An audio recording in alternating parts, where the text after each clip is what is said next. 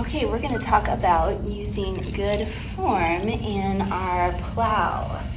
So plow is basically the first exercise in our back row series.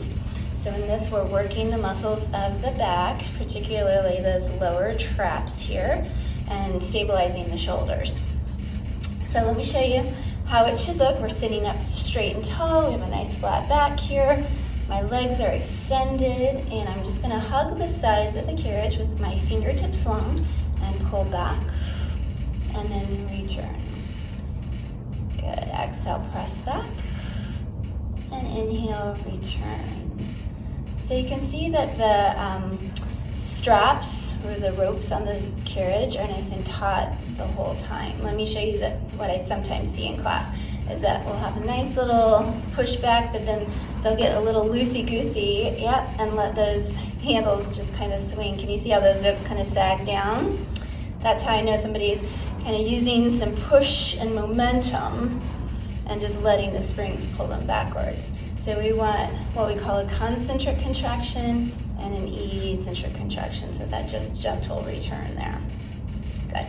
Now let me show you a couple other things that sometimes we see. We want to keep the shoulder blades down and back in a nice neutral position, and sometimes we see people getting up in those upper traps. So can you see how I'm kind of elevating those shoulders? We want to avoid that. And we also want to avoid kind of this pitching in or this rounding forward of the shoulder blades. So this is really the essence of the exercise, is finding these muscles in the back of the body and having them do their job.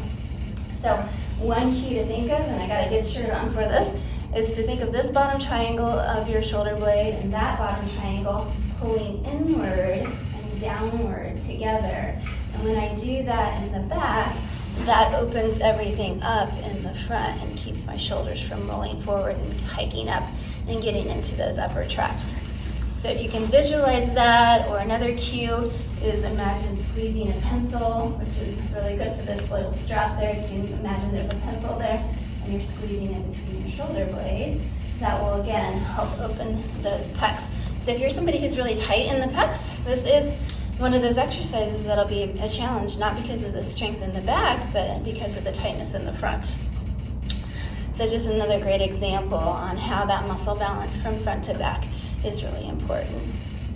All right, so this one's called plow, and that's good form. Oh, final thing is sometimes we pop that rib cage, and so we want to try to keep those ribs in and down. Nice closure there. All right, happy plowing.